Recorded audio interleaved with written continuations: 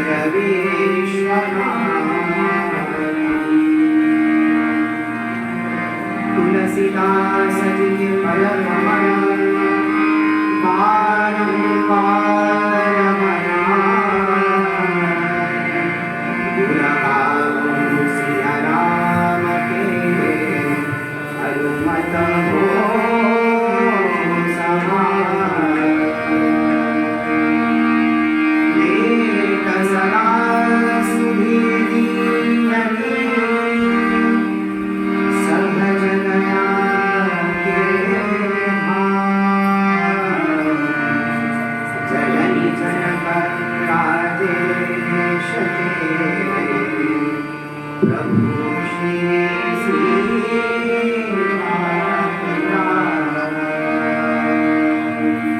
रामचंद्र भगवान की जय। जगत जननी जगदम्बा सीता माता की जय। पवन पुत्र हनुमान की जय। उमापति महादेव की जय। सब संतन की जय, सब भक्तन की जय।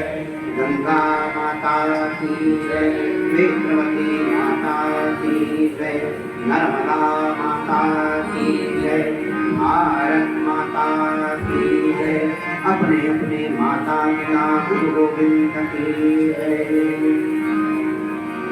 सिया राम मैं सब जग जानी करम प्रणाम जोरी जुग मानी। इस भावना के साथ आप सभी के चरणों में प्रणाम अर्पित करता हूँ।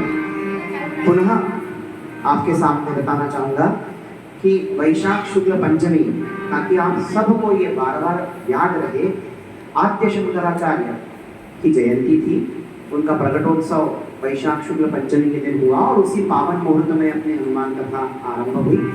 और आज वैशाख शुक्ल सप्तमी, जिसको गंगा सप्तमी के नाम से भी जाना जाता है, माँ गंगा का आज के दिन ब्रह्मा जी के कमंडलों में प्राकट्य हुआ और उन्होंने भगवान विष्णु के चरण पहली बार आज धोए थे। मैं यहाँ से एक श्लोक बोलता हूँ और वो मेरे पीछे पीछे आप सब लोग भी दोहराएंगे। हमारे सनातन में इतनी सुंदर व्यवस्थाएं हैं कि यहाँ धनी निर्धन इस प्रकार का कोई भेद नहीं किया है। तीर्थ यात्रा कहने का उपदेश तो दिया है, पर कहीं पर भी उसके लिए बाध्य नहीं किया गया है कि आपको करना ही। गंगा यात्रा करनी है, नर्मदा यात्रा करनी है, पर शरीर में सामर्थ्य नहीं है, तो हमारे सनातन में एक व्यवस्था थी। गंगा गंगेति यो ब्रूयात् योजनानां शतैरपि मुच्यते सर्वपापेभ्यो विष्णुलोकम स गच्छति। सनातन ने व्यवस्था दी है कि यदि आप गंगा जी नहाने नहीं जा पा रहे हैं तो योजन योजन दूर से भी अपने घर में भी यदि आप गंगा गंगा गंगा इस तरह का स्मरण करते हैं तो मुच्यते सर्व पापेभ्यो, आपके सभी पापों से आपको मुक्ति मिलती है और विष्णु लोकम स गच्छति, और ऐसा नित्य प्रति कहने वाला व्यक्ति विष्णु लोक की ओर गमन कर देता है। अपनी मृत्यु के उपरांत तो उसको वैकुंठवास मिलता है। इतनी सरल व्यवस्था हमारे यहाँ दी गई है। आइए श्लोक का उच्चारण करें और आज की कथा में प्रवेश करें। गंगा गंगेति यो ब्रूयात्, गंगा गंगेति यो ब्रूयात् योजनानां शतैरपि, योजनानां शतैरपि मुच्यते सर्वपापेभ्यो, मुच्यते सर्वपापेभ्यो विष्णुलोकं स गच्छति। गंगा माता की जय। आइए कीर्तन से कथा में प्रवेश करें।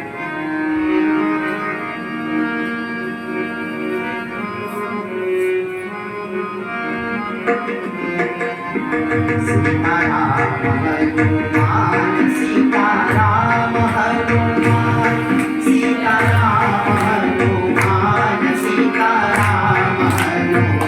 गाइए सीताराम हनुमान, सीताराम हनुमान, सीताराम हनुमान, सीताराम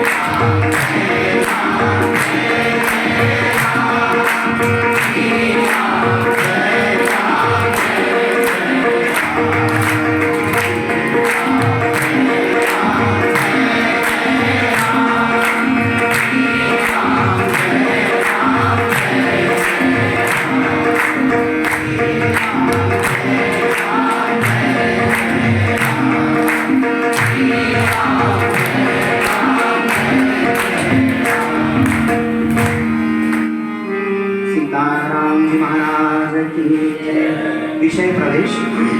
कल जहाँ कथा विश्राम हुई थी, हमने सुना था वरनौ रघुवर विमल जसु, कि रघुवीर का यश विमल है। और उसी धागे को आगे जोड़ते हैं कि प्रभु का यश इतना विमल है कि शत्रु रावण भी उनके चरित्र की प्रशंसा करता है। एक बहुत छोटा सा प्रसंग है, आप सबने शायद पूर्व में भी सुना होगा कि जब समुद्र लंघन हो रहा, बांधा जा रहा था, तो समुद्र बांधते समय खबर पहुंची रावण तक कि सेतु बंध चुका है और राम नाम के लिखे हुए पत्थर पानी में तैर रहे हैं। तो रावण ने कहा, इसमें कौन सी बड़ी बात, ये तो मैं भी कर सकता हूं। सब चौंक गए, बोले मैं आपके परिचय से जानती हूं आपको, मैं आप ऐसा नहीं कर सकते। मंदोदरी को रावण ने कहा कि चलो मैं तुमको दिखाता हूं करके। मंदोदरी के साथ रावण अब समुद्र के तट पर खड़ा है। रावण ने एक छोटा सा पत्थर उठाया और अपने कान के पास लाके कुछ गुदगुदाया और उसने समुद्र में डाल दिया। और आश्चर्य की बात यह हुई कि वो पत्थर समुद्र में तैर गया। बोले, देख मंदोदरी, तुझे मेरे बल पर विश्वास नहीं है, देख मैंने ये पत्थर तैरा दिया। तो राम जी जो कर सकते हैं वो मैं भी कर सकता हूं, तो क्यों घबराती है? मंदोदरी बोलते हैं, नाथ, जीवन के कई वर्ष व्यतीत किए हैं मैंने आपके साथ, आप मायावी है ये मैं जानती हूँ, लेकिन ये आपका प्रताप नहीं हो सकता। आप सच बताइए आपने क्या किया? रावण ने मंदोदरी से कहा कि ये बात किसी के सामने कहना मत। मैं वो पत्थर उठा के अपने मुंह के पास लाया और पत्थर से बोला कि तुझे राम की शपथ है, यदि तू डूब गया जल में तो उस शपथ से भी वो पत्थर पानी में तैर गया। तो ऐसा चरित्र, ऐसा विमल चरित्र है प्रभु राम का कि रावण भी प्रशंसा करता है। क्योंकि जब वो कुंभकर्ण, ये भी कल धागा पुनः जोड़ रहा हूँ धीरे धीरे, कल हमने यही कथा विश्राम की थी कि रावण जब कुंभकर्ण को जगाने गया कि विपत्ति आ गई है, कुंभकर्ण जागो, कुंभकर्ण जाग उठता है और प्रभु राम के बारे में रावण उनको बताता है। उसके माथे पर चिंता की लकीरें जब कुंभकर्ण देखता है तो उससे पूछता है कि तुम चिंतित आज दशानन क्यों? ये विश्राम था कथा का। तुम चिंतित आज दशानन क्यों, तुम चिंतित क्यों हो? तो रावण बड़े गर्व से बोलता है, हर ली हमने मिथिलेश कुमारी, हमने सीता जी का हरण कर लिया। तो कुंभकर्ण बोला, अधिकार किया तुमने उस पर, तुम इतने बलशाली हो, तुमने जगदम्बा पर अधिकार कर लिया। रावण उदास होते हुए बोला, लखती ही नहीं वह और हमारी, वो तो हमारी तरफ देखती ही नहीं। तो कुंभकर्ण ने कहा कि तुम तो मायावी हो, राम बन जाते तो वो तुम्हारी तरफ देख लेती। फिर राघव ही न बने तुम क्यों, फिर राघव ही न बने क्यों तुम? रावण बोला, इसमें हमको भय भैरव भारी, बहुत डर था, ये तो बहुत कठिन था, मैंने कोशिश की थी, परंतु जब राघव रूप लगा धरने तब मातु समान लगी परमारी। जैसे ही मैंने राम का रूप धारण किया तो मुझे परस्त्री माता के समान दिखाई देने लगी। ऐसे हमारे रघुनाथ जी का चरित्र है, इसका वर्णन हम कल कर रहे थे। और कल हमने अंत में एक निद्रा देने की प्रार्थना की थी कि कुंभकर्ण की पत्नी थी, संगिनी थी, उसकी नींद, कुंभकर्ण तो चले गए पर नींद को छोड़ गए। तो नींद ने भी राम जी से वरदान मांगा था कि मेरा उद्धार कैसे होगा? कुंभकर्ण का तो हो गया, वो चले गए, मेरा उद्धार कैसे होगा? राम जी ने कहा कि क्या इच्छा है तेरी, बता। तो नींद ने कहा कि जहां जहां तुम्हारी कथाएं होंगी मैं वहां वहां जाऊंगी तो मेरा उद्धार होगा। राम जी ने कहा कि ठीक है आप आइए, लेकिन गेट के बाहर ही खड़े रहना, अंदर तक मत आना। तो नींद ने कहा कि यदि मुझे कोई बुलाए ना तो मैं अंदर नहीं जाऊंगी, लेकिन यदि मुझे किसी ने बुला लिया तो मुझे अंदर प्रवेश करना ही पड़ेगा। अब जब भी कथाएं होती हैं तो वो कथा जहां भी चल रही होती है उस द्वार के बाहर निद्रा देवी आकर खड़ी हो जाती है और उसका इतना प्रताप है कि सुनने वाला श्रोता उसको ऐसे करके अंदर बुला ही लेता है। और जैसे ही वो निद्रा देवी देखती है कि इसने मुझे बुलाया है तो वो अपने आप अंदर प्रवेश कर जाती है। आज की कथा का विषय है थोड़ा गंभीर, जैसे कल भी था, इसीलिए निद्रा देवी की प्रार्थना जो हमने कल की थी, आज की कथा का आरंभ हम उस प्रार्थना से करेंगे। मेरे साथ सब दोहराएंगे और कथा में प्रवेश करेंगे।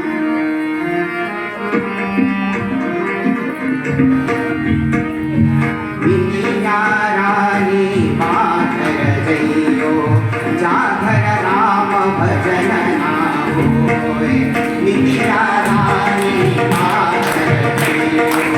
जागर राम भजन ना होए, राम भजन ना होए, जागर राम भजन ना होए।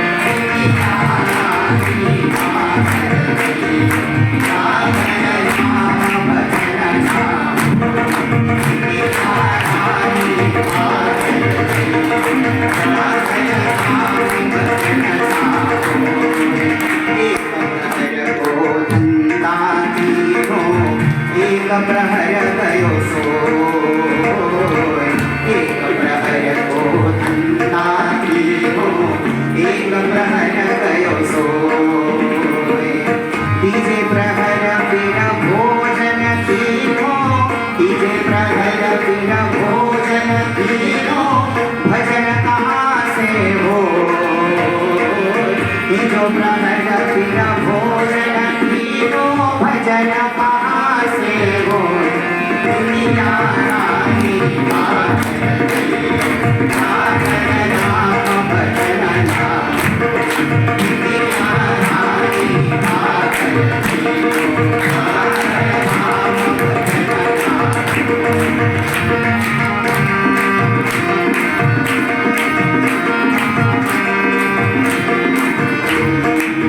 बालावस्था सोय बिताई भरी जवानी सोय बालावस्था सोय बिताई भरी जवानी सोय अभी तो आनंद आवे नींद को अभी तो आनंद आवे नींद को जन्म भरी को रोए निंदिया रानी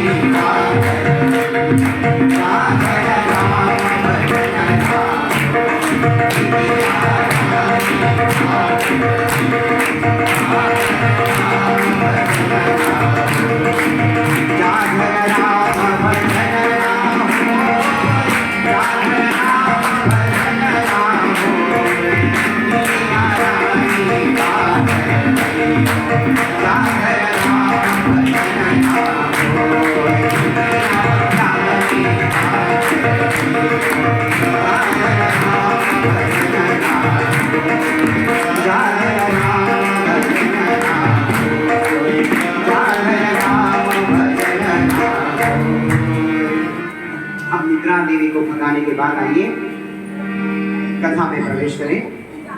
श्री गुरु चरण सरोज रज निज मन मुकुर सुधारि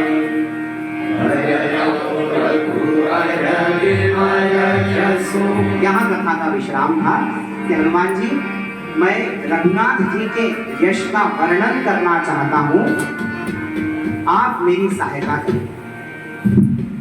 तो अब तुलसीदास जी ने ऐसा जब कहा कि मैं रघुनाथ जी के पवित्र यश का वर्णन करना चाहता हूं तो आप भी गाइए।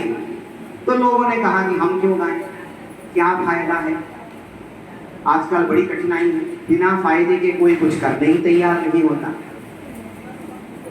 तो तुलसीदास जी ने कहा कि आप एक बात बताओ कि तंबाकू खाते हो? तो उसने कहा हाँ महाराज खाते हैं। तो बोले क्या फायदा है उसे खाने से? अब वो नीची नजर करके बोला कि महाराज फायदा तो कुछ नहीं है पर हम खा लेते हैं। तो तुलसीदास जी ने कहा कि जब सड़ी गली चीज खाने में तुम फायदा नहीं देखते तो प्रभु का नाम लेने में क्या फायदा देखना? बिना फायदे के प्रभु का नाम लो, जिस दिन इसमें रस आ जाएगा प्रभु का नाम लिए बिना रह नहीं पाओगे। बरनऊ रघुबर बिमल जसु। और तुम पूछ रहे हो कि मिलेगा क्या, तो मिलता है, जरूर मिलेगा। कोई भी साधना बिना फल के नहीं होती। बरनऊ रघुबर बिमल जस। तो महाराज जी मिलेगा क्या? तो तुलसीदास जी ने कहा जो दायक फल चार, कि 4 फल मिलेंगे। इतनी साधना से आपको 4 फल मिलेंगे। अब ये 4 फल कौन से हैं? आम, केला, नींबू, संतरा नहीं है। ये 4 फल हमें कौन से मिलेंगे? तो तुलसीदास जी ने कहा धर्म, अर्थ, काम और मोक्ष, ये चारों फल भगवान का आपको ये पाठ देगा। क्योंकि आप जब बात करते हैं तो हम बात करते हैं दिमाग से, बुद्धि से, और जब कोई गीत गाता है तो दिल से, क्योंकि गीत हृदय के ज्यादा करीब है। और जब भगवान के भजन करने से उत्साह आ जाए, हृदय जब भगवान के चरणों में लीन हो जाए तो भगवान उसके हृदय में आ जाएंगे। और जब भगवान से उसका हृदय भर जाएगा तो वो कभी अधर्म नहीं कर पाएगा, वो धर्म से जुड़ जाएगा। तो जब व्यक्ति धर्म से जुड़ जाएगा तो उसके जितने भी फल होंगे वो सब उसे अनायास ही प्राप्त हो जाएंगे। जो दायक फल चार, एक फल धर्म, अर्थ, जो भगवान के गुण पूरे मन से गाएगा उसके जीवन में अर्थ तो रहेगा ही। क्यों रहेगा? क्योंकि भगवान है नारायण, और जब हम पूरे प्रेम से समर्पित होकर भगवान नारायण के गुणों का गान करेंगे तो भगवान के चरण कहाँ आ जाएंगे? हमारे हृदय में। और उन चरणों की सेवा करने के लिए आप लक्ष्मी जी को कहीं भी ढूंढो, कहाँ बैठी मिलेंगी? भगवान के चरण में। तो जब भगवान के चरण हृदय में आ जाएंगे तो उनकी सेवा करने के लिए लक्ष्मी जी उसके जीवन में अर्थ बनकर आ जाएंगी। उसके घर में कभी भी किसी भी साधन की कमी नहीं होगी। ये सब बातें मैं नहीं कह रहा, ये सब बातें तुलसीदास जी कह रहे हैं। वो कहते हैं जो यह पढ़े हनुमान चालीसा हो यह सिद्धि, आपको सिद्धि मिलेगी। और मैं कह रहा हूं कि ये मैं नहीं कह रहा, और तुलसीदास जी भी कह रहे हैं कि ये मैं भी नहीं कह रहा, तो फिर ये कह कौन रहा है? तुलसीदास जी कहते हैं जो यह पढ़े हनुमान चालीसा हो यह सिद्धि साखी गौरी सा। गौरी सा मतलब गौरी के ईश मतलब भगवान शंकर, और साखी मतलब साक्षी, प्रूफ कि भगवान शंकर गवाही दे रहे हैं कि जो हनुमान चालीसा पढ़ेगा उसको सारी सिद्धियां अनायास ही प्राप्त हो जाएंगी। जो यह पढ़े हनुमान चालीसा हो यह सिद्धि साखी गौरी सा। इसलिए उसके जीवन में अर्थ आ जाएगा। धर्म, अर्थ, काम। काम मतलब होता है आशा करना, कोई इच्छा रखना, अपनी इच्छा की पूर्ति के लिए प्रयत्न करना। परंतु जब भगवान का मन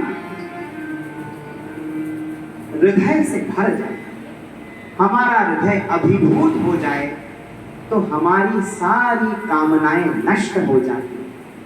हमारे हृदय में कोई कामना बचती ही नहीं है। कहाँ हुआ ऐसा? ऐसा विभीषण जी के साथ हुआ।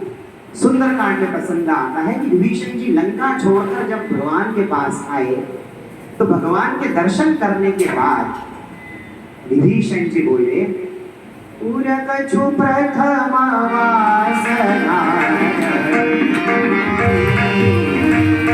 उरकछु प्रथम वासना,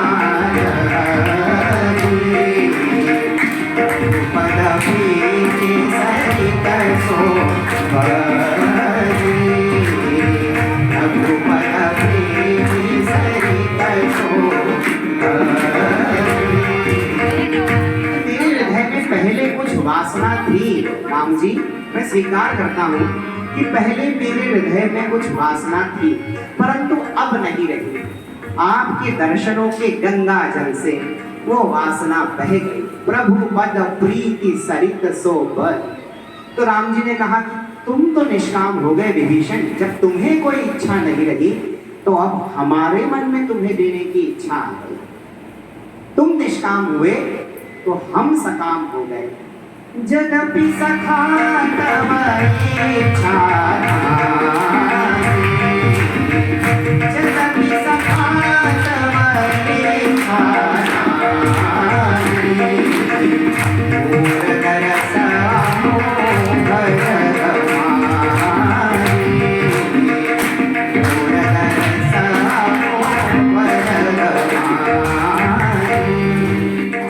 विभीषण जी, आपके मन में भले ही इच्छा ना हो, पर अब मेरे मन में इच्छा है। अब आप सोचो कि भक्त की इच्छा को पूर्ण करने की इच्छा यदि भगवान के मन में आ जाए तो भक्त की ऐसी कौन सी इच्छा है जो पूरी नहीं होगी। इसलिए धर्म मिलेगा, अर्थ मिलेगा, काम पूरा होगा, और जो भगवान के गुणों से बंधा रहेगा, गायन में डूबा रहेगा, वो सब प्रकार के रागों से मुक्त होगा। जब रागों से मुक्त होगा तो मोक्ष की प्राप्ति उसको सहज ही हो जाएगी। जो नायक धर्म, अर्थ, काम और मोक्ष ये चारों फल उसको सिर्फ हनुमान चालीसा के पाठ मात्र से ही प्राप्त हो जाएंगे। ऐसा हनुमान चालीसा जब उन्होंने लिखना आरंभ किया तो लोगों ने कहा कि आगे गुणगान गाओ, तो रघुवर के गुणगान गाने हैं। तुलसीदास जी ने मना कर दिया कि नहीं गा पाएंगे। अरे वो आपको गाने थे, आपने एक दोहा लिख लिया, अब आप बोल रहे हो नहीं गा पाएंगे। बोले रघुनाथ जी का यश तो विमल है और मेरे पास विमल बुद्धि नहीं है, तो बुद्धि के लिए मैं क्या करूं? बुद्धिहीन तनु जानिके, बुद्धिहीन तनु जानिके क्या किया मैंने? सुमिरो पवन कुमार, श्री गुरु चरण सरोज रज निज मन मुकुर सुधारि, भरनऊ रघुबर विमल जसु जो दायक फलचारि, बुद्धिहीन तनु जानिके सुमिरो पवन कुमार। मैंने पवन कुमार का स्मरण किया क्योंकि मुझे निर्मल बुद्धि चाहिए। अब पवन कुमार का स्मरण क्यों किया? क्योंकि हमने अभी वंदना की थी, अतुलित बलधामं हेम शैलाभयं धनुजवन कुशालो ज्ञानिनां वक्रगण्यं। ज्ञानियों में आप सर्वश्रेष्ठ हैं, सकल गुण निधानम, सभी गुणों के भंडार हैं। वानराणामधीशं रघुपति प्रिय भक्तम वातजातं नमामि। हनुमान जी आप ज्ञानियों में सबसे श्रेष्ठ हैं, सबसे ज्यादा बुद्धि आपके पास है और मैं रघुनाथ जी का यश गाना चाहता हूँ और मेरे पास बुद्धि नहीं है, इसलिए मैं आपको आमंत्रित करता हूँ। बुद्धिहीन तनु जानिके सुमिरो पवन कुमार, बल बुद्धि विद्या देहु मोहि, हरहु कलेश विकार। हनुमान जी आप बलवान हैं, आप बुद्धिमान हैं और आप विवेक भी देने वाले हैं, इसलिए आप हमें ये तीनों दे दो। क्योंकि आप ऐसे देखिए कि तबला बजाना तो आना चाहिए, पर बजाने के लिए तबला भी होना चाहिए। अब बुद्धि है, बल है, पर विद्या होनी चाहिए। ऐसी बुद्धि तो हो, वो विद्या का उपयोग करने के लिए बुद्धि चाहिए, और ऐसी बुद्धि हो जो उस विद्या का उपयोग कर सके, तो ऐसी विद्या भी हो कि जिसका उपयोग बुद्धि कर सके। अब विद्या और बुद्धि दोनों हैं, पर बल नहीं है। सामने वाला हमको मारने आ रहा है और हमको ये समझ आ रहा है, बुद्धि तो है, हमको समझ आ रहा है कि हमको किस तरफ हटना है, लेकिन हमारे शरीर में बल ही नहीं है, हम अपने आप को उठा ही नहीं पाते। तो न तो बुद्धि काम आएगी, न विद्या काम आएगी। इसीलिए हमें बुद्धि भी चाहिए, विवेक भी चाहिए और बल भी चाहिए। और बल क्यों चाहिए और बल के साथ बुद्धि क्यों चाहिए? क्योंकि बिना बुद्धि के बल का प्रयोग यदि हम कर देते हैं तो दो ही जगह संसार में बनी है, एक सेंट्रल जेल और दूसरा अस्पताल। ऐसे व्यक्ति से लड़ गए जिससे लड़ने की हमारी सामर्थ्य नहीं थी, वो हमसे बहुत अधिक बलवान था, पर हमने बुद्धि लगाई नहीं, क्रोध आया और हम उससे भिड़ गए और पिट गए, तो अस्पताल चले जाएंगे।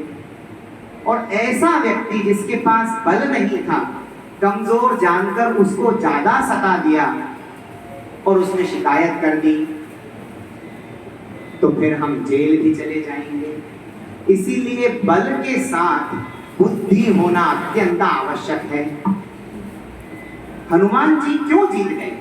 युद्ध हुआ राक्षसों का, हनुमान जी का। राक्षस भी कितने बलाढ्य थे, देवताओं को जीत चुके थे, त्रिभुवन को जीत चुके थे, लेकिन फिर भी हनुमान जी में भी बल था और राक्षसों में भी बल था, पर हनुमान जी जीत गए, राक्षस हार गए।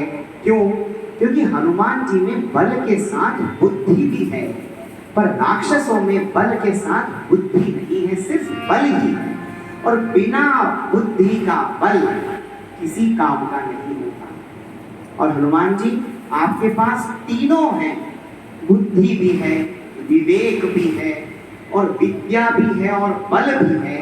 ये तीनों के आप भंडार हैं। तो ये तीनों चीजें आप हमें दे दो। बल बुद्धि विद्या देहु मोहि, और हमारे कलेशों का हरण कर लो, क्योंकि ये सब आपने दे भी दिया और हमारे जीवन में क्लेश बना रहा, तो इनका क्या अर्थ रह जाएगा। योग शास्त्र के अनुसार प्रत्येक के जीवन में 5 क्लेश, वो क्लेश कौन कौन से हैं? राग, द्वेष, अभिनिवेश, अस्मिता और अविद्या, ये 5 क्लेश। अब जब विद्या आ जाएगी तो अविद्या नहीं रहेगी, जब ज्ञान आ जाएगा तो राग द्वेष समाप्त हो जाएंगे। इस प्रकार हनुमान जी के ध्यान करने से हमारे 5 क्लेश मिट जाएंगे। हरहु कलेश विकार। अब ये विकार कौन कौन से हैं? तो विकार आप सब जानते हैं, काम, क्रोध, मोह, मद, लोभ और मत्सर, ये 6 विकार हैं। काम है, काम क्या है? कामना करना। और काम की एक बड़ी अद्भुत बात है कि हम अपने जीवन में कोई भी कामना करते हैं, कोई भी इच्छा करते हैं, तो वो एक ही बार करते हैं। आप प्रयोग करके देखो, भगवान के सामने हाथ जोड़ के अपन बोलते हैं बस एक बार ये कर दो, बस एक बार। कभी हम कहते ही नहीं है कि 2 बार कर दो। हमेशा इतने सालों में हमने भगवान के आगे हाथ जोड़े और हम यही कहते रहे कि एक बार बस कर दो। ये एक बार के चक्कर में हम अनेक बार जन्म मृत्यु के चक्कर में फंस गए, पर हमारी कामना का नाश नहीं हुआ। क्रोध, क्रोध क्या है? अपना आपा खो देना, वो क्रोध है। लोभ क्या है? कहीं अटक जाना, ये मोह है। और लोभ क्या है? कि जो हमको मिल गया है वो कभी छूटे नहीं। लालच और लोभ दोनों में अंतर है। हम समानार्थी तो लिख देते हैं लोभ और लालच, परंतु उसमें व्याकरण की दृष्टि से अंतर है। लालच का मतलब होता है जो दूसरे के पास हो वो भी हमको मिल जाए, ये है लालच। और लोभ जो हमारे पास हो वो हमारा ही बना रहे, वो कभी छूटे ना, ये है लोभ। मद, मद मतलब है अभिमान, मैं सबसे श्रेष्ठ हूं, मेरे आगे कुछ भी नहीं। लेकिन जब हम किसी को देने की बात करते हैं तो अभिमान आता है, पर जब हम देने वाले को याद करते हैं तो हमारे जीवन से अभिमान चला जाता है और हृदय में भगवान आ जाते हैं। काम, क्रोध, मोह, मद और मत्सर। मत्सर का अर्थ है किसी दूसरे की ईर्ष्या करना। हम उसकी बराबरी नहीं कर पा रहे हैं तो हम उससे जलने लगेंगे। ये है षड विकार, परंतु ये बनाए हुए तो भगवान के ही हैं। तो ये विकार बेकार नहीं है, इनका अपना अर्थ है। अब आप देखो कि जो क्रोधी व्यक्ति है, क्रोधी व्यक्ति क्या कहता है? चले जाओ मेरी आंखों के सामने से, आज के बाद तुम मर गए हमारे लिए, अपनी शक्ल मत दिखाना मुझे। ऐसा कौन कह रहा है? क्रोधी। और बैरागी भी तो यही कहता है कि हमें तुमसे कोई मतलब नहीं, हम तो अपना अलग भगवान का भजन करेंगे। तो क्रोधी यदि सत्संग में आ जाए तो जो क्रोध है वो ही वैराग्य बन जाता है, वो ही वैराग्य बन जाएगा। अब मोह, मोह क्या करता है? मोह करता है कि मेरा मोह, आप उससे कहो कि एक काम करो कि ये गाना बजा दो। पहले ग्रामोफोन आपने देखे होंगे पुराने जमाने में, उसकी सुई अटक जाती तो उतना ही उतना गाना बजता रहता था, आगे बजता ही नहीं। तो हम कहते हैं ये हटाओ, उसको बंद करो, ये उतना ही उतना बज रहा है। क्यों? क्योंकि जीवन में एक ही एक राग चलता रहे तो वो किसी को भी पसंद नहीं आता। तो अटकना कहीं नहीं, जहां अटके वहां भटके, वो है मोह। तो जिसको मोह है वो सत्संगति पाकर प्रभु के भजन में लीन हो जाएगा, तो मोह भी बेकार नहीं है। काम, जिसके जीवन में काम आ जाए और सत्संगति आ जाए तो वो प्रेमी बन जाएगा। तुलसीदास जी के जीवन में काम आया। हमने पहले दिन ये कथा सुनी थी कि वे अपनी पत्नी के पास पहुंच गए और पत्नी ने उनको धिक्कारा कि अस्थि चर्ममय देह यह तासो ऐसी प्रीति, कि हाड़ मांस के देह में तुम्हारी ऐसी प्रीति है, नेकु जो होती राम में तो काहे भव भीति। इसका थोड़ा सा भी अंश यदि तुम राम जी के चरणों में लगाते तो संसार से डरने की आवश्यकता नहीं होती। पत्नी ने धिक्कारा तो वही कामी पुरुष के जीवन में जब सत्संग आया तो वो प्रेमी बन गया। तो प्रेमी का जब पतन होगा तो वो कुसंग के कारण होगा, वो कामी बन जाएगा, और कामी को जब सत्संगति मिलेगी तो वो प्रेमी बन जाएगा। अब तुलसीदास जी के जीवन में प्रेम आ गया, भगवान की याद में रो रहे, आंखों से आंसू बरस रहे। और किसी भक्त कवि ने कहा है, मजा बरसात का लेना हो तो इन आंखों में रहो, मजा बरसात का लेना हो तो इन आंखों में रहो, वो बरसों में बरसते हैं, ये बरसों से बरसते हैं। दृग बिंदु ये कहते हैं, दृग बिंदु अश्रु दृग बिंदु ये कहते हैं कि घनश्याम है दिल में। साहित्य की भाषा देखिए, अलंकारिक भाषा, एक ही शब्द के अलग अलग अनेक अर्थ। दृग बिंदु ये कहते हैं कि घनश्याम है दिल में। गोपियां विरह में रो रही हैं क्योंकि उनके दिल में घनश्याम बसा हुआ। यहाँ घनश्याम का अर्थ है कृष्ण। दृग बिंदु ये कहते हैं कि घनश्याम है दिल में। और कवि कहता है, घन घन मतलब बादल और श्याम मतलब काला रंग। यदि काले बादल न हो तो बरसात भी नहीं होती। अब सुनिए साहित्य की अलंकारिक भाषा। दृग बिंदु ये कहते हैं कि घनश्याम है दिल में। घन श्याम ना होते तो ये बरसात ना होती, घनश्याम ना होते तो ये बरसात। ये है अलंकारिक भाषा, भक्त कवियों की भाषाएं हैं, संत कवियों की भाषाएं। तो इस प्रकार जब ये काम क्रोध मद मोह मत्सर भगवान से जुड़ जाते हैं तो ये विकार समाप्त हो जाते हैं। इसीलिए हम कहते हैं,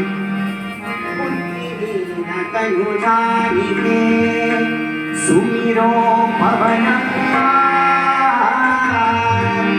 बल बुद्धि विद्या देहु मोहि, हरहु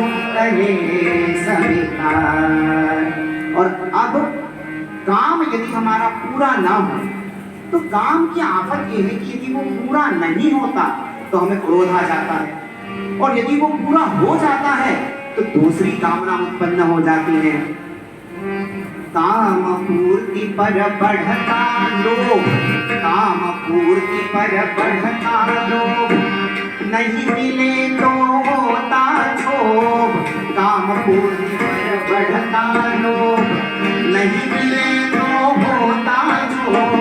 क्रोधाग्नि में जीवन को तुम, क्रोधाग्नि में जीवन को मत व्यर्थ जलाना रे। साबिर चलते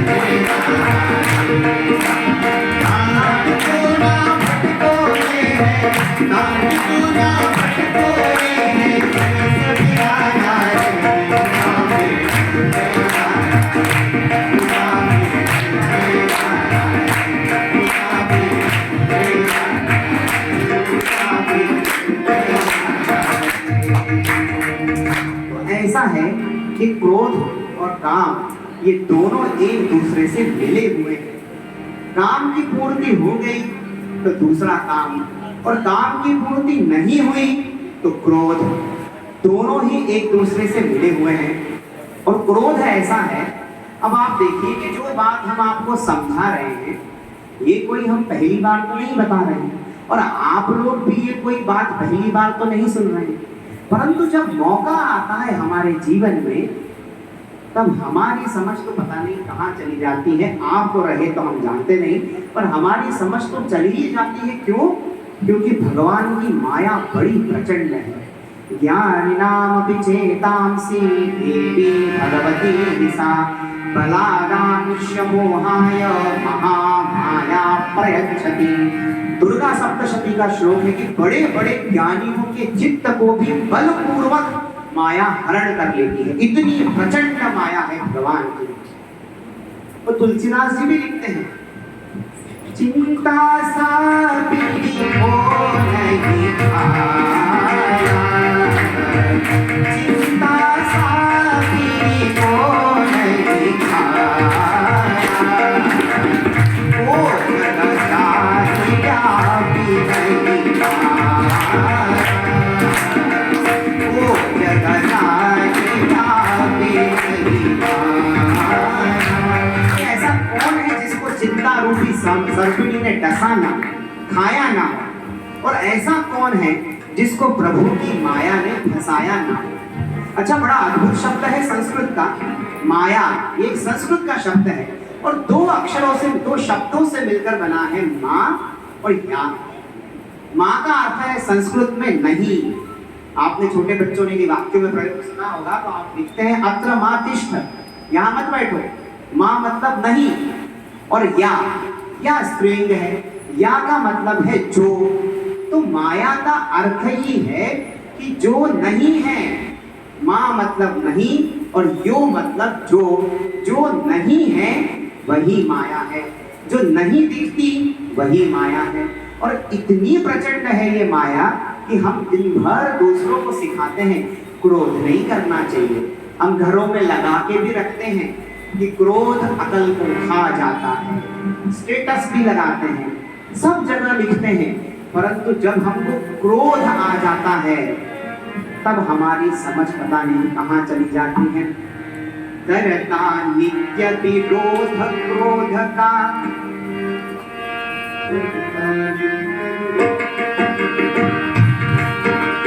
कहता बुरा मना,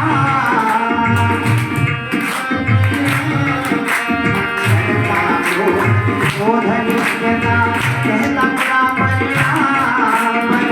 होता क्रोधित स्वयं तो होती, होता क्रोधित स्वयं तो होती, वाणी जानता माया तेरी बहुत कठिन है, माया तेरी बहुत कठिन है, माया तेरी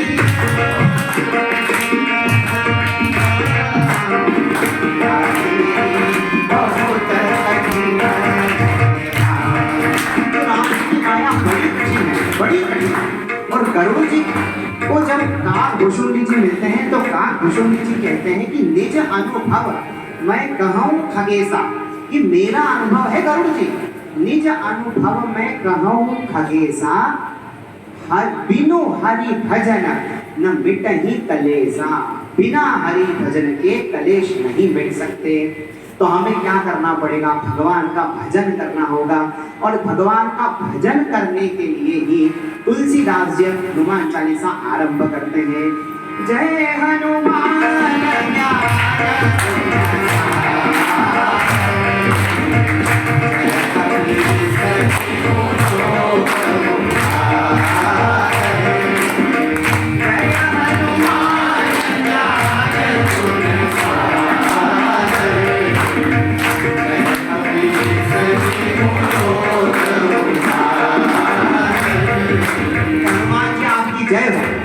जय हनुमान ज्ञान गुण सागर। आप गुणों के भंडार हैं। अब यहाँ पर भी एक अद्भुत बात ये है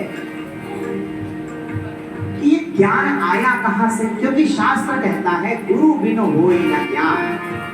तो ये ज्ञान आया कहाँ से? हनुमान जी के गुरुदेव कौन है? कल हमने कथा में चर्चा की थी, सूर्य भगवान। बहुत बढ़िया।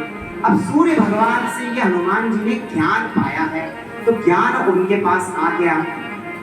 तो ज्ञान तो ग्रंथ में भी है, ये हमने कल देखा था, पुस्तक में भी है, पर पुस्तक कभी पुस्तक नहीं पहुंचा सकती। हमको गुरु की आवश्यकता पड़ती है। गुरु की आवश्यकता है। एक बार एक आदमी, तो किसी ने कहा कि तुम प्राणायाम करो। बोले हमको प्राणायाम नहीं आता। तो उन्होंने कहा गुरु कर लो, गुरु सिखाएगा। योग हमारे यहाँ का शास्त्र है, वो गुरु सिखाता है। तो बोले अरे अब गुरु ढूंढने कौन जाएगा, गुरु बोलो तो नहीं, कोई सरल साधन बताओ। तो बोले सुबह 6 बजे टीवी पे रामदेव बाबा करते हैं, उनको सामने बैठ के कर ले। तो उसने कहा ये ठीक है, ये सरल है। पर अब आप देखिए कि हमने पहले ही हनुमान जी से बल भी मांगा, बुद्धि भी मांगी और विवेक भी मांगा। क्यों मांगा, इसकी आवश्यकता क्यों पड़ती है? क्योंकि उनमें बुद्धि नहीं थी, विवेक नहीं था करना क्या है, और गुरु उन्होंने किया नहीं, तो गुरु सिखाता। अब उन्होंने सुबह 6 बजे टीवी खोला, और टीवी खोलने के बाद रामदेव बाबा ने कहा कि अपनी एक नाक बंद कर लो। उन्होंने अपनी एक नाक बंद कर ली। फिर टीवी से आवाज आई, एक तरफ से जोर से सांस खींचो। उन्होंने अपनी जोर से सांस खींची। फिर उन्होंने कहा कि दोनों नाक बंद कर लो, क्योंकि प्राणायाम की स्टेजेस हैं, पूरक, कुंभक, रेचक, ऐसे है। खींचना पूरक, रोक के रखना कुंभक, फिर छोड़ना रेचक, ऐसे उसके पद हैं। तो उन्होंने कहा अब अपनी दोनों नाक बंद कर लो। इनने दोनों नाक बंद कर ली और लाइट चली गई, टीवी बंद हो गया। अब ये नाक बंद किए बैठे रहे और ऊपर चले गए। प्राणायाम से उनको मोक्ष की प्राप्ति हो गई। अब इनसे किसी ने पूछा उनके घर वालों से कि कैसे सिद्धार्थ गए? तो उन्होंने पूछा कि प्राणायाम कर रहे थे। रामदेव बाबा ने कहा कि दोनों नाक बंद कर लो। इन्हें कर ली। उन्होंने कहा ही नहीं कि एक नाक खोलो, इन्हें खोली नहीं और चले। तो गुरु की आवश्यकता पड़ती ही नहीं, गुरु सामने हो। कई लोग, योगी लोग जब समाधि लगाते हैं और उनका प्राण जब मस्तक पर पहुंच जाता है तो उसको उतारना पड़ता है। तो ये समाधि योग भी किसी ऋषि मुनि की संगत में होता है, तो गुरु समक्ष रहता है तो उसका प्राण नीचे उतार देता है। इतनी महिमा है गुरु की। तो गुरुदेव भी मिल गए। अब ज्ञान गुण सागर, आप में हनुमान जी गुण ही गुण है, आप में दोष है ही नहीं। पर सब जगह दोष है। और क्यों नहीं होगा? क्योंकि आप देखो सोना कितना भी खरा हो, अब खरे सोने के किसी ने आभूषण बनवाए हो तो बताओ, बिना खोट डाले आभूषण बन नहीं सकते। हम तो स्वर्णकारों के परिवार में बैठे, यही बताएंगे आप लोगों को कि शुद्ध सोने के आभूषण नहीं बन सकते, उसमें खोट डालना पड़ेगा। तो सृष्टि जब आभूषण नहीं बन सकते तो बिना खोट डाले ये सृष्टि का निर्माण कैसे होगा? तो तुलसीदास जी ने लिखा है, जड़ चेतन गुण दोषमय विश्व कीन्ह करतार। कि सृष्टि में गुण भी है और दोष भी है, परंतु हनुमान जी में कहीं दोष नहीं है। ये तो एक्सेप्शनल केस हो गया, अपवाद हो गया कि सब जगह गुण है और दोष है, दोनों है, पर हनुमान जी में गुण ही गुण है, दोष क्यों नहीं है? तो उन्होंने कहा कि हनुमान जी प्रकृति के ऊपर है, और प्रकृति क्योंकि राम जी की सेवा में है और राम जी है प्रकृति के ऊपर, तो जो प्रकृति के नीचे है उन सब में तो गुण दोष दोनों मिलेंगे, लेकिन जिनके हाथ में प्रकृति है उनमें गुण दोष दोनों मिलेंगे। पर प्रकृति जिनके हाथ में है, उनका हाथ जिनके सिर पर है, उनमें सिर्फ गुण ही गुण होंगे। तभी तुलसीदास ने लिखा है, जय हनुमान ज्ञान गुण आप गुणों के सागर हैं, आप में अनन्य गुण है, दोष है ही नहीं। तो आप जब गुणों के सागर हैं, आगे वो लिखते हैं,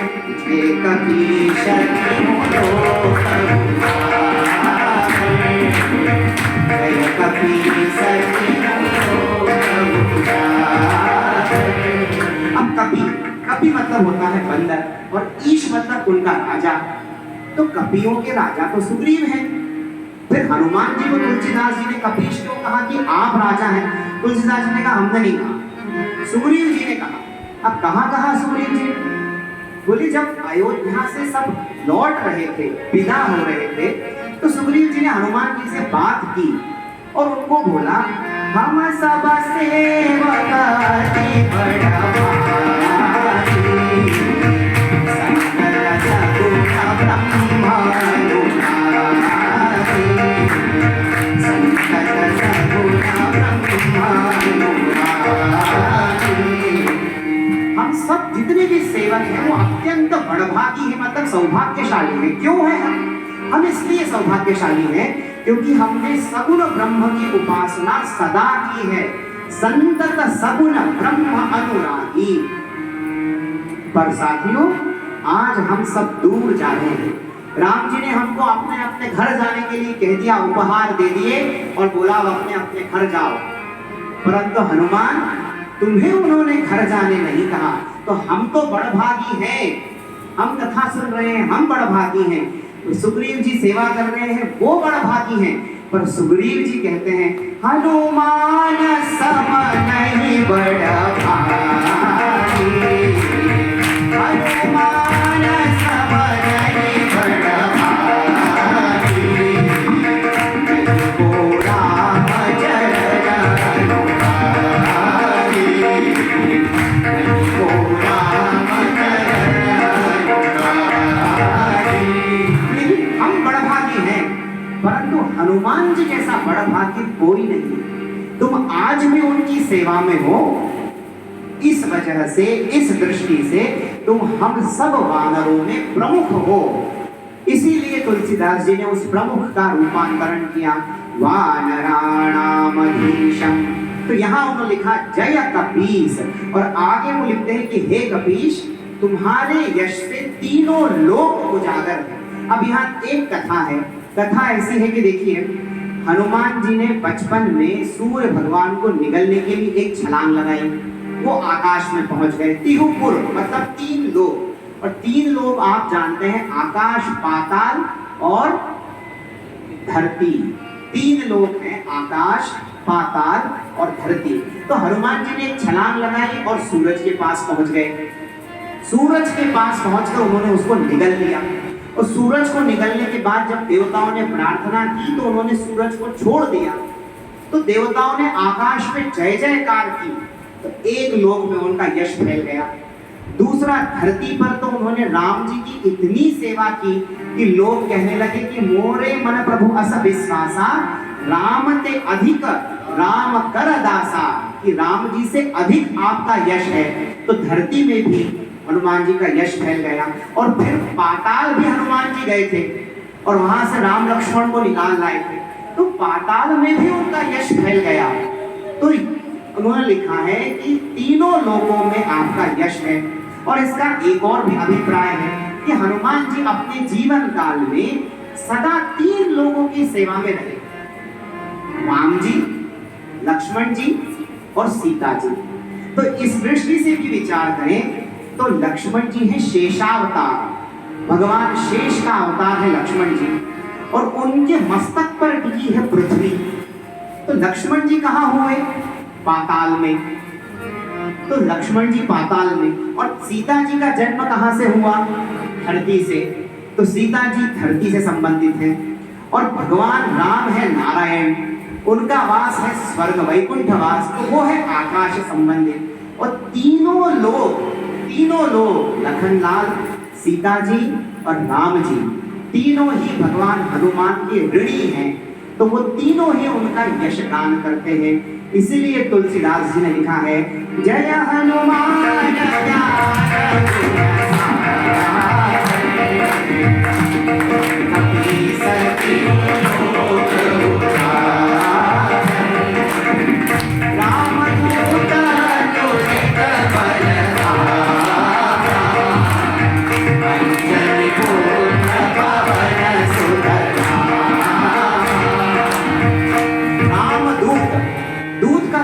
होता है कि दूत में अपना सामर्थ्य नहीं होता, वो अपने स्वामी की शक्ति से चलता है। अब राम जी के विरह के समय उन्होंने अपने आप हनुमान जी को पास बुलाया और हनुमान जी से कहा कि आप हमारे बल और हमारे विरह का वर्णन सीता जी को जाकर सुनाओ। लखनलाल जी हंसने लगे। लखनलाल कहने लगे कि जिनका स्वयं का संयोग नहीं हुआ, जिनका विवाह नहीं हुआ, वो वियोग क्या जाने, और जिन्हें अपना खुद का बल याद नहीं रहता, उन्हें याद दिलाना पड़ता है, वो आपका बल क्या सुनाएंगे सीता जी को। तो राम जी ने यहाँ बहुत सुंदर उत्तर दिया कि मैंने जानबूझ के हनुमान को चुना है लक्ष्मण, क्योंकि जिसे अपने बल का ज्ञान नहीं है उसे ही मेरे बल का ज्ञान हो सकता है, और जो अपना विरह नहीं जानता वो ही मेरे विरह को ठीक ठाक सुना पाएगा। इसलिए मैं भेज रहा हूँ। और जब हनुमान जी चले,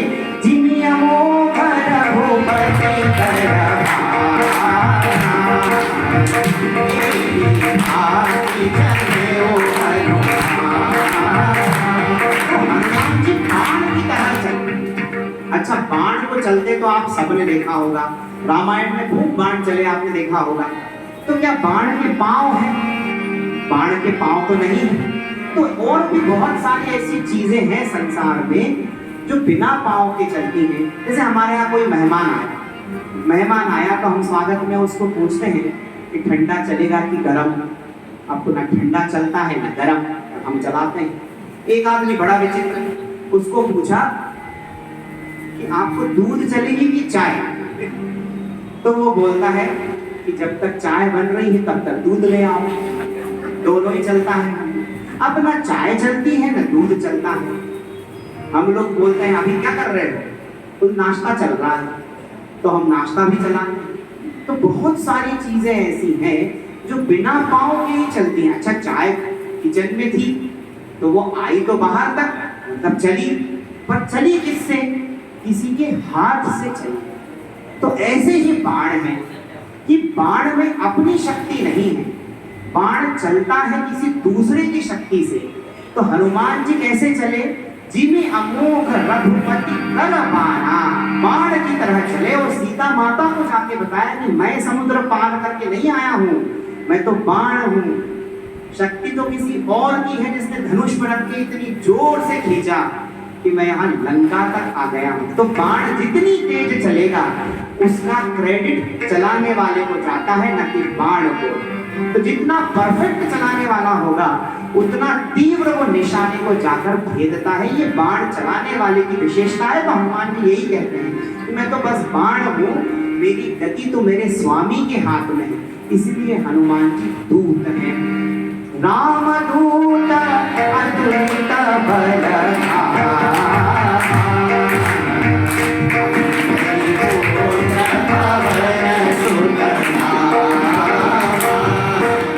अतुलित बल के धाम है। अब अतुलित बल जो है ये हम कथा सुन चुके हैं कि अतुलित बल किसका है? प्रभु राम का अतुलित बल है।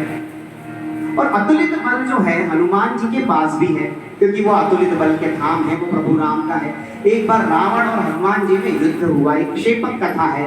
हनुमान और रावण में एक बार युद्ध हुआ।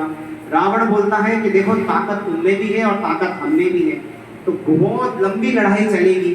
तो एक काम करते हैं कि यही निपटाते हैं, अपन एक लड़ाई लड़ते हैं, एक मुक्के की लड़ाई लड़ते हैं। एक मुक्का तुम मारो और एक मुक्का हम मारेंगे। तो हनुमान जी ने कहा बिल्कुल ठीक, रावण पहले तुम मार लो। तो रावण ने कहा कि हनुमान जी पहले हम क्यों मार लें, पहले तुम मार लो। बोला नहीं, पहले तुम मार लो, क्योंकि हमने तुम्हें मार दिया तो फिर पता नहीं तुम्हारी बारी आएगी कि नहीं आएगी, तुम्हारे मन में ही रह जाए कि हमें मारनी, तो पहले तुम मारो। तो हनुमान जी अतुलित बल के धाम है। अतुलित मतलब ऐसा बल जिसको तोला नहीं जा सके, अतुलित जिसको तोला ना जा सके, ऐसे बल के धाम है हमारे हनुमान जी। अतुलित बल धाम हे मशैलापदे हम, यदि हम प्रार्थना करते हैं। अंजनी पुत्र पवन सुत नामा, माता अंजनी पर्वत पर तपस्या रत, और भगवान शंकर के आदेश से भगवान शंकर का ही तेज, आगे पंक्ति आती है केशरी नंदन स्वयं नंदन, तो उसमें फिर भगवान शंकर जी का जो तेज है वो पवन ने अपने वेग से माता अंजनी के श्रवण मार्ग से उनके गर्भ में स्थित कर दिया। माता का क्रेडिट पहले है, क्योंकि माता पिता से 10 गुना ज्यादा अधिकार रखती है। ऐसा स्पष्ट चौपाई तुलसीदास जी ने रामचरितमानस में लिखी है कि माँ का अधिकार अपने पुत्र पर 10 गुना ज्यादा होता है। तो इसीलिए पहले नाम आया अंजनी पुत्र, और लेकर कौन आया था वो तेज? पवन कुमार लेकर आए थे, तो इसीलिए उनको कहा गया पवन सुत नामा। अब आप देखिए, पवन की अपनी बड़ी महिमा है। शारीरिक संरचना में देखें तो हमारा जो पेट है ये आगे की तरफ है, पर पीछे सबके बड़ा है। यदि ये पेट ना होता तो दुनिया की कितनी समस्याएं मिट जाती। शंकराचार्य ने लिखा है कि उदरपि वेशम, उदर के अपने अलग अलग वेश हैं, और उदरार्थम अनेकम वेशम, और उदर के लिए भी अनेक वेश हैं। हमें कहाँ कहाँ भटकना पड़ता है इस पेट के लिए। तो भोजन बहुत कीमती है पेट के लिए, लेकिन हम भोजन के बिना रहते हैं, व्रत करते हैं तो भोजन के बिना रह लेते हैं, एक दिन तो रह लेते हैं, और हम बोलते भी अब खाना खाओगे? अरे नहीं, आज हमारा मंगल है। ऐसा बोलते हैं जैसे बस हमारा ही मंगल हो। अरे सभी का मंगल हो भाई, हमारा व्रत है, लेकिन नहीं, हम आज हमारा मंगल है, नहीं आज हमारा गुरुवार। हम अपना ऐसा व्रत भी बताते हैं। तो हम भोजन के बिना तो रह सकते हैं, लेकिन भोजन से कीमती है जल। हम जल के बिना नहीं रह सकते, लेकिन हम निर्जला एकादशी का व्रत करते हैं तो एक आध दिन चलता है। बड़ी मुश्किल होती, कठिनाई होती है, परंतु फिर भी हम बिना जल के भी रह लेते हैं। 2-3 घंटे तो बिना जल के रहा ही जा सकता है। तो भोजन से ज्यादा कीमती है अन्न, और अन्न से ज्यादा कीमती है पवन। हम बिना हवा के नहीं रह सकते, तो हवा ज्यादा कीमती है। आप देखो, आपने व्रत का सुना होगा, आज हमारा व्रत है, हमने अन्न छोड़ दिया, अन्न का व्रत कर लिया। आज हमारा व्रत है, हमने जल छोड़ दिया, हमने जल का व्रत कर लिया। कभी आपने सुना है किसी ने हवा का व्रत किया कि हमने हवा छोड़ दी, हम हवा नहीं लेंगे? अब हवा का व्रत किया है, क्योंकि हवा छोड़ने में हवा खराब हो जाती है, तो हम नहीं छोड़ पाए।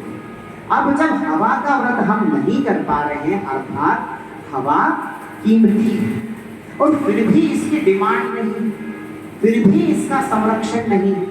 जब इसका संरक्षण नहीं है, क्यों? क्योंकि ईश्वर ने इतनी कीमती चीज बहुत सहज उपलब्ध करा दी है, इतनी सहज उपलब्ध करा दी है कि जिसकी हमको कीमत ही नहीं।